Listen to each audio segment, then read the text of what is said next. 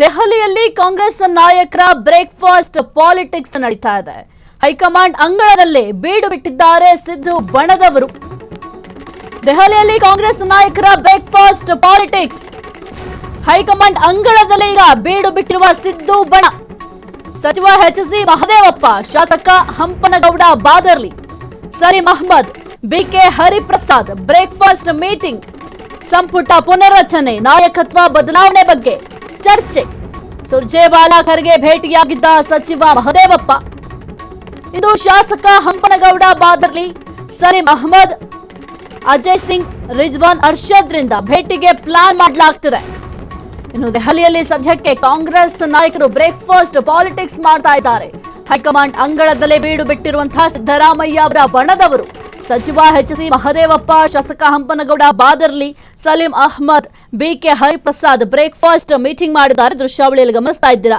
ಈ ಒಂದು ಬ್ರೇಕ್ಫಾಸ್ಟ್ ಬಿಸಿ ಬಿಸಿ ಬ್ರೇಕ್ಫಾಸ್ಟ್ ಜೊತೆಗೆ ಬಿಸಿ ಬಿಸಿ ರಾಜಕೀಯ ಚರ್ಚೆಗಳನ್ನು ಮಾಡಿದ್ದಾರೆ. ಸದ್ಯಕ್ಕಂತೂ ಕಾಂಗ್ರೆಸ್ ಪಾಳ್ಯದಲ್ಲಿ ಈ ಒಂದು ಬಿಸಿ ಬಿಸಿಯಾಗಿ ಚರ್ಚೆ ಆಗ್ತಾ ಇರುವಂತಹ ವಿಚಾರ ಅಂತಂದ್ರೆ ನಾಯಕತ್ವ ಬದಲಾವಣೆ ವಿಚಾರ, ಜೊತೆಗೆ ಸಂಪುಟ ಪುನರ್ರಚನೆ ವಿಚಾರ, ಜೊತೆಗೆ ಮುಸ್ಲಿಮರು ಮುನಿಸ್ಕೊಂಡಿದ್ದಾರೆ ಕಾಂಗ್ರೆಸ್ ಮೇಲೆ ಎಂಬ ವಿಚಾರ.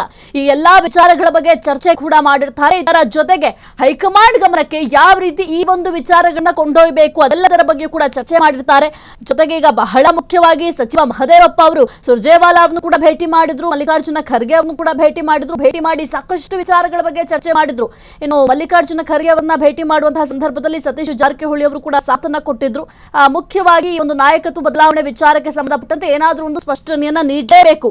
ಅದರ ಜೊತೆಗೆ ಬಹಳ ಮುಖ್ಯ ಅಂತಂದ್ರೆ ಈ ಒಂದು ಸಚಿವ ಸಂಪುಟ ಪುನರ್ರಚನೆ. ಯಾಕೆಂತಂದ್ರೆ ಕೆಲವೊಂದಿಷ್ಟು ಶಾಸಕರು ಅಸಮಾಧಾನವನ್ನ ವ್ಯಕ್ತಪಡಿಸ್ತಾ ಇದ್ದಾರೆ. ಈಗ ಒಂದು ಕ್ಷೇತ್ರದಲ್ಲಿ 2-3 ಬಾರಿ ಗೆದ್ದು ನಾವು ಶಾಸಕರಾಗಿರ್ತೀವಿ.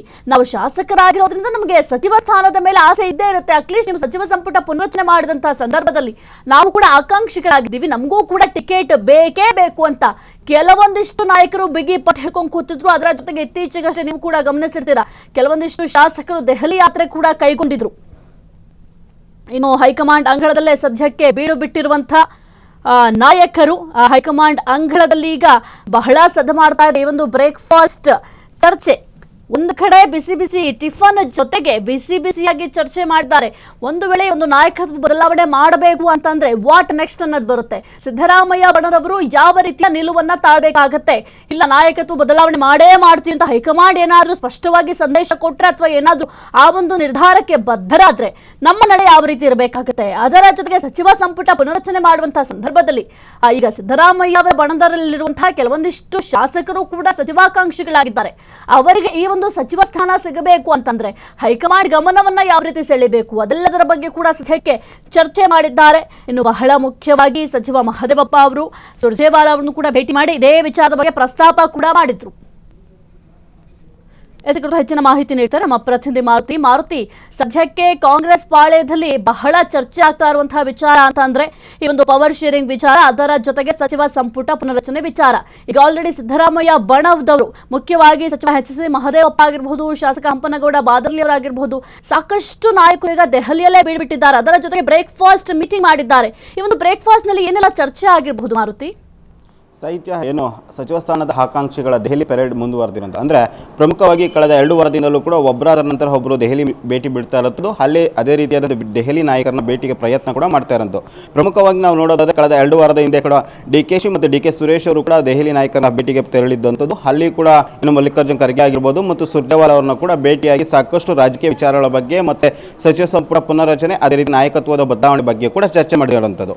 ಅದೇ ರೀತಿಯಾದಂಥ ಅವರು ದೆಹಲಿಯಿಂದ ವಾಪಸ್ ಆದ ನಂತರ ಸತೀಶ್ ಜಾರಕಿಹೊಳಿ ಆಗಿರ್ಬೋದು, ಮಹದೇವಪ್ಪ, ಮುನಿಯಪ್ಪ ಕೂಡ ಕಳೆದ ಭಾನುವಾರ ಕೂಡ ದೆಹಲಿಗೆ ತೆರಳಿದಂಥದ್ದು. ಅಲ್ಲಿ ಕೂಡ ವೇಣುಗೋಪಾಲಿಂದ ಹಿಡಿದು ಮಲ್ಲಿಕಾರ್ಜುನ ಖರ್ಗೆ ಆಗಿರ್ಬೋದು ಮತ್ತು ಸುರ್ಜೇವಾಲಾ ಅವರನ್ನು ಕೂಡ ಭೇಟಿಯಾಗಿ ಸಾಕಷ್ಟು ವಿಚಾರಗಳ ಬಗ್ಗೆ ಚರ್ಚೆ ನಡೀತಿರುವಂಥದ್ದು. ಪ್ರಮುಖವಾಗಿ ಇಲ್ಲಿ ಏನು ರಾಜ್ಯದಲ್ಲಿ ಯಾವೆಲ್ಲ ವಿಚಾರಗಳ ಬಗ್ಗೆ ಚರ್ಚೆ ಆಗ್ತಿದೆ ಅದ್ರ ಬಗ್ಗೆ ಕೂಡ ಕಂಪ್ಲೀಟ್ ರಿಪೋರ್ಟ್ ಅನ್ನ ಹೈಕಮಾಂಡ್ ನಾಯಕರಿಗೆ ಒಪ್ಪಿಸಿದ್ರು. ಅಂದ್ರೆ ಇದೇ ರೀತಿ ನಾಯಕತ್ವ ಚರ್ಚೆ ಆಗಿರ್ಬೋದು ಮತ್ತು ಸಚಿವ ಸ್ಥಾನದ ಆಕಾಂಕ್ಷಿಗಳ ಬಗ್ಗೆ ರಾಜ್ಯದಲ್ಲಿ ಚರ್ಚೆ ಆಗಿದ್ದೇ ಆದಲ್ಲಿ ಮುಂದಿನ ದಿನಗಳಲ್ಲಿ ಕಾಂಗ್ರೆಸ್ಗೆ ಸಂಕಷ್ಟ ಆಗುತ್ತೆ. ಯಾಕೆಂದ್ರೆ ಈಗಾಗಲೇ ಸಾಕಷ್ಟು ಸಚಿವರು ಕೂಡ ಮತ್ತೆ ಅದೇ ರೀತಿ ಶಾಸಕರು ಕೂಡ ಈಗಾಗಲೇ ದೆಹಲಿಗೆ ಬರುವ ನಿಟ್ಟಿನಲ್ಲಿ ಕಸರತ್ತನ್ನು ನಡೆಸ್ತಾ ಇರುವಂಥದ್ದು. ಅವರು ಕೂಡ ರಾಜ್ಯದಲ್ಲೂ ಕೂಡ ಮೀಟಿಂಗ್ ಅನ್ನು ನಡೆಸ್ತಿದ್ದಾರೆ. ಅದರಿಂದಾಗಿ ಇದೆಲ್ಲವಕ್ಕೂ ಕೂಡ ನೀವು ಹೈಕಮಾಂಡ್ ನಾಯಕರಾಗಿ ಒಂದು ಬ್ರೇಕ್ ಅನ್ನು ಹಾಕಬೇಕು, ಒಂದು ಸಚಿವ ಸಂಪುಟ ಪುನರ್ರಚನೆಗೆ ಅವಕಾಶ ಕೊಡಬೇಕು, ಅಥವಾ ನಾಯಕತ್ವ ಬದಲಾವಣೆ ಬಗ್ಗೆ ಕೂಡ ಒಂದು ರಿಪೋರ್ಟ್ ಅನ್ನ ಆಗಿರ್ಬೋದು, ಅದೇ ರೀತಿ ಒಂದು ವರದಿಯನ್ನು ಕೂಡ ರಾಜ್ಯ ನಾಯಕರಿಗೆ ತೋರಿಸಬೇಕು. ಯಾಕೆಂದ್ರೆ ಒಂದು ವೇಳೆ ಸಚಿವ ಸಂಪುಟ ಪುನರ್ರಚನೆ ಆದ ಸಾಕಷ್ಟು ಸಮಸ್ಯೆಗಳು ಬಗೆರುತ್ತೆ, ಅಥವಾ ನಾಯಕತ್ವ ಬದಲಾವಣೆ ಮಾಡುವುದೇ ಆದಲ್ಲಿ ಅದಕ್ಕೆ ಒಂದು ರೀತಿಯ ಸಂದೇಶವನ್ನು ರಾಜ್ಯ ನಾಯಕರಿಗೆ ಕಳಿಸಿ ಅಂತ ಕೂಡ ಒತ್ತಾಯ ಮಾಡಿರೋದು.